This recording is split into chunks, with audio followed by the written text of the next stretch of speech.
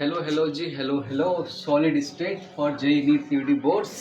Start करते भाई। Solid state के दो पार्ट। अरे ये सिंपल तो सबको पता है, सॉलिड में पार्टिकल्स पास होते हैं, मजबूत होता है, तोड़ने में परेशानी होती है। इसके दो भाग होते हैं, क्रिस्टलाइन, दूसरा एमोर्फस।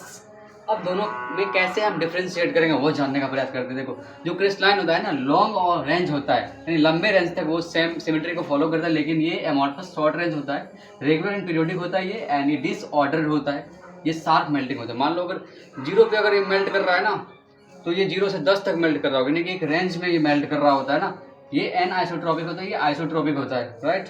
ये ट्रू सॉलिड है और ये स्यूडो सॉलिड, यानी कि इसको सच्चा सॉलिड कहते हैं, सच्चा मर्द है ये। और ये क्या है, गलत सॉलिड है। मतलब दिखता सॉलिड जैसा, बट ये सॉलिड होता नहीं है, मारोगे गुम हो जाएगा। देखो, अब यहाँ पे बात करेंगे 7 प्रिमिटिव यूनिट सेल्स।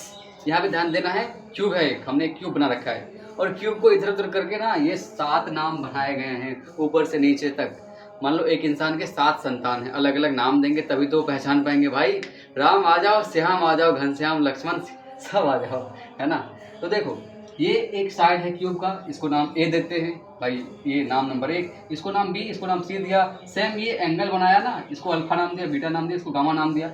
उसी प्रकार से आप देखना, आप क्यूबिक में कैसा होता है, सारे साइड इक्वल होते हैं और सारे एंगल 90 डिग्री के होते हैं। टेट्रागोनल में ए 20 बराबर होता है, लेकिन सी बराबर नहीं होता, मतलब इधर उधर खींच खांच के करते हैं और सारे एंगल बराबर होते हैं। ऑर्थोरोम्बिक में कोई साइड बराबर नहीं होता, सारे एंगल बराबर होते हैं। मोनोक्लिनिक, कोई साइड बराबर नहीं, इसमें 2 एंगल बराबर और एक एंगल 90 के बराबर नहीं होते हैं, ये दोनों 90 होते हैं। हेक्सागोनल 2 साइड बराबर, तीसरा बराबर नहीं, अल्फा बीटा 90 और गामा 120 डिग्री के होते हैं। रोम्बोहेड्रल, सारे साइड बराबर, अल्फा बीटा गामा कोई भी 90 के बराबर नहीं होते, लेकिन सब आपस में बराबर होते हैं, लेकिन 90 नहीं होते हैं। ट्राइक्लिनिक, कोई भी साइड बराबर नहीं, कोई भी एंगल बराबर नहीं, 90 भी नहीं। इसको नोट कर लेंगे, नोट करने से दिमाग में बैठता है, जल्दी जल्दी छोड़ेंगे ना हम तेरा साथ मुसाफिर, बार बार वीडियो डाल के।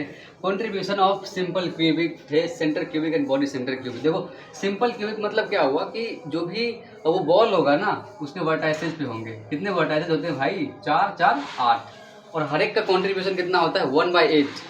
तो इसका नेट जो होता है ना, कॉन्ट्रीब्यूशन 1 का होता है। सेम लाइक एफसीसी की बात करते हैं, ये तो फेस के ऊपर होता है, और फेस कितने होते हैं? 6 होते हैं, 6 फेस होते हैं, और इसका कॉन्ट्रीब्यूशन होता है हाफ का, क्योंकि एक फेस पे एक बॉल रखो और ऊपर से क्यूब डालो तो बंद हो जाएगा, है ना। तो उसकी वजह से जेड का वैल्यू 3 होता है आई थिंक। और बीसीसी में बॉडी सेंटर क्या एक ही होता है, पूरे जैसे रूम के सेंटर के ऊपर, है ना, तो वहाँ पे उसका कॉन्ट्रीब्यूशन 1 का होता है, ठीक है। अब बात करते हैं सिंपल क्यूबिक का। इसका Z effective number of atoms in a unit cell 1 होता है, और ए बराबर 2r होता है ना। अगर सिंपल क्यूबिक है तो ये ऐसा होता है, ये दोनों टच कर रहा होता है, ठीक है। और ये इसका r होता है, ये भी r होता है, 2r मिलके पूरा इसका लेंथ पूरा कर देता है। पैकिंग फ्रैक्शन की बात करें तो कितना वॉल्यूम में ऑक्यूपाई करता है? जेड 1 होता है, 1 गुना 4/3 पाई r cube upon a cube, और a का वैल्यू क्या होता है? 2r। डालोगे सीधे 4 पाई, यहाँ से पाई/6, और 52% का इसका पैकिंग एफिशिएंसी होती है। Then BCC body centre cubic, Z इसका 2 होता है, और √3 a बराबर 4r ये होता है, मतलब बॉडी सेंटर होता है ना, ये बॉडी डायगोनल कितना होता है? √3 इंटू भुजा, √3 इंटू साइड, ठीक है। तो आगे अगर आप इसका पैकिंग फ्रैक्शन निकालोगे, इसका इफेक्टिव नंबर 2 होता है, 2 से इसका वॉल्यूम मल्टीप्लाई कर दो 4/3 पाई r cube upon a cube, और a का वैल्यू क्या डालोगे? a बराबर 4r अपन √3, 4r अपन √3 क्यूब करने से आगे प्रोसीड करते हुए पाई√3 अपन 8 आएगा, जिसका वैल्यू 68% आता है। Then face centre cubic, face centre मतलब क्या? उसके फेस पे होता है, और जेड का वैल्यू कितना होता है इसमें पता है? जेड का वैल्यू कितना? 4 होता है, ठीक है। एक्चुअली फेस सेंटर में क्या करते हैं, ये एक सिंपल क्यूबिक वाला भी लेते हैं और फेस पे भी लेते हैं। फेस की वजह से 3 और 1 होता है सिंपल क्यूबिक वाला, और √2a का वैल्यू होता है 4r के इक्वल। पैकिंग फ्रैक्शन निकालोगे सेम लाइक दैट, पाई/2 √3 होता है। जल्दी से इसको नोट कर लेंगे, सारे टेलीग्राम पे भी आपको इसका मिल जाएगा। हाँ तो यार, मतलब सॉलिड स्टेट का आधा पार्ट हम गांव में कंप्लीट कर लिए थे, और आधा पार्ट बच गया था, जो कि हम शहर में आके पूरा कर रहे हैं। ये जेईई नीट सीयूटी बोर्ड्स वाले बच्चों के लिए है, अगर चाहें तो आप इसको देख सकते हैं। ये बेस्ट एक्सट्रैक्टेड फॉर्मूले जो कि आपके एग्जाम में पूछ जाते हैं। सबसे पहले कुछ डिफेक्ट की बात करते हैं। सॉलिड में कुछ डिफेक्ट्स होते हैं, जहाँ पे वॉइड्स आती है, उसकी वजह से जो वैकेंसी डिफेक्ट होता है, सब लैटिस साइट आर वैकेंट, उसमें कुछ लैटिस साइट होते हैं ना, वो वैकेंट हो जाती है। जैसे ये मान लीजिए ये है ना, तो ये बाहर निकल के चला गया। एक सॉलिड है, उसका कोई पार्ट निकल गया, उसको क्या बोलते हैं? वैकेंसी डिफेक्ट बोलते हैं। दूसरा क्या होता है? Interstitial defect. उसमें क्या होता है? बाहर से कोई पार्टिकल अंदर में आ जाता है ना। और यहाँ पे अगर कोई गया तो क्या होगा भाई? मास कम जाएगा तो डेंसिटी क्या होगा? कम जाएगा ना। यहाँ पे डेंसिटी बढ़ जाएगा, यहाँ पे डेंसिटी बढ़ जाएगा और यहाँ पे डेंसिटी घट जाएगा, ठीक है।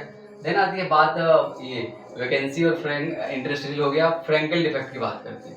ये दोनों जो है ना नॉन आयनिक सॉलिड में पाए जाते हैं, आप ये नोट कर लेना, जिसमें आयन फॉर्म नहीं करता उसके अंदर, ठीक है। फ्रैंकल डिफेक्ट की बात करते हैं, स्मॉलर आयन जो कि केटायन होता है वो डिसलोकेट हो जाता है कहाँ पे, टू इंटरस्टिशियल साइड। मतलब सेम प्रकार के सॉलिड होते हैं, जैसे मान लीजिए ये कहीं आगे यहाँ आ गया, मतलब आदान प्रदान हो गया, उसे डेंसिटी में कोई फर्क नहीं पड़ेगा, ये आयनिक सॉलिड में होता है। और लार्ज डिफरेंस होना चाहिए size of cation and size of ion. जैसे जिंक और सल्फर को देखिए, Ag और सल्फर को AgBr AgI, ये छोटा है ये बड़ा है, ये छोटा है ये बड़ा है, लार्ज डिफरेंस है साइज में। शॉर्ट की डिफेक्ट, ये शॉर्ट कर जाता है, मतलब प्लस चार्ज भी माइनस चार्ज भी दोनों क्या होता है, गायब हो जाता है, डिसअपियर हो जाता है। क्यों?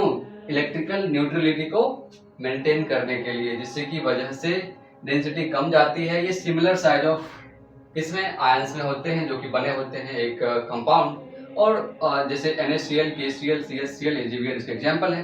एक रह गई बात डेंसिटी की। डेंसिटी क्या होता है? Mass upon volume. यहाँ से क्वेश्चन एग्जाम में आते हैं, तो मास अपॉन वॉल्यूम डेंसिटी हुआ भाई।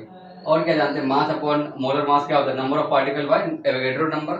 तो मास को क्या लिख सकते हैं यहाँ से? नंबर ऑफ पार्टिकल, यहाँ पे जेड मानते हैं ना सॉलिड स्टेट में, कितने होते हैं आप इस लेक्चर में ही पहले देखे होंगे, है ना। तो जेड इंटू ये मोलर मास उधर ले जाएगी, तो molar mass upon Avogadro number, ठीक है। ये हिल भी रहा है यार, अब इसको सही कर लेंगे बाद में, अभी तो जुगाड़ लगा के बनाए हैं, है ना। आप लोग अपना समर्थन जरूर प्रदान करेंगे। देखो पसीने आ जाते हैं लेक्चर को बनाने में, फैन चलाएंगे तो आपको साउंड क्वालिटी नहीं आएगी, है ना। तो आप देख सकते हो यहाँ पे सीधे डेंसिटी को हम निकाल दिए हैं, Z into molar mass upon Na, और नीचे में क्या रह जाएगा? वॉल्यूम। वॉल्यूम क्यूब का क्या होता है? एक क्यूब होता है। तो आप इसको नोट कर लेंगे। आपको किस चैप्टर का लेक्चर चाहिए आसान भाषा में, क्या आपको दिक्कत आ रही है हमको कमेंट करके बताइए। लाइव सेशन में आप पूछ सकते हैं, टेलीग्राम में, कहीं पर भी पूछ सकते हैं, किसी ग्राम पे, ठीक है। इसको आप नोट कर लीजिए पहले।